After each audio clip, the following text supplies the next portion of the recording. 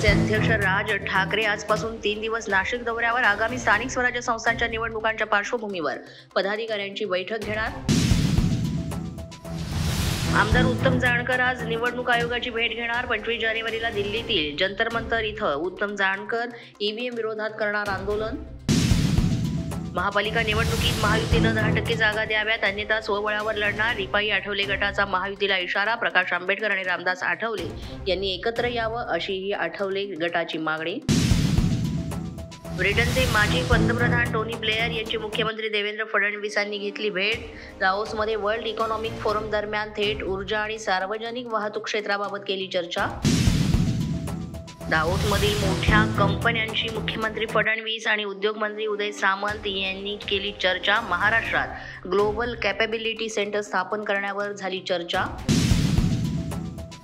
उद्योगमंत्री उदय सामंत यांचा दाओसमधून महाराष्ट्रातील जनतेशी संवाद. मैत्री कायद्याचे पोर्टल येथे 8 दिवसात लॉन्च करणार. मंत्री सामंत यांची माहिती.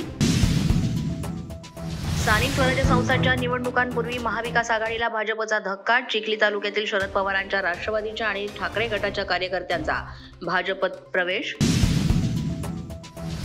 जळगावच्या परधाडे गावाजवळ रेल्वे दुर्घटना. आग लागल्याची अफवा पसरल्यानं भीतीपोटी पुष्पक एक्सप्रेसमधून काही प्रवाशांनी उड्या घेतल्या. समोरून येणाऱ्या बंगळुरू एक्सप्रेस खाली आल्यानं अनेक जण चिरडले गेले.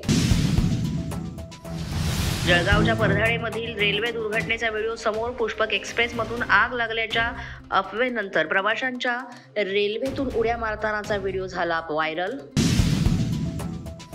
जळगावच्या परधाड गावाजवळ झालेल्या रेल्वे दुर्घटनेत आतापर्यंत 13 प्रवाशांचा मृत्यू तर 25 जण गंभीर जखमी. मृतकांमधील काही जण नेपाळचे तर काही बिहार आणि उत्तर प्रदेशचे रहिवासी. अशाच नवनवीन अपडेट्ससाठी आणि ताज्या बातम्यांसाठी पोलीस माझा न्यूज YouTube चॅनल सबस्क्राईब करा. तसंच आमचं फेसबुक, इंस्टाग्राम आणि ट्विटर अकाउंट फॉलो करा. अधिक माहितीसाठी आमच्या www.polismazanews.com या वेबसाईटला भेट द्या.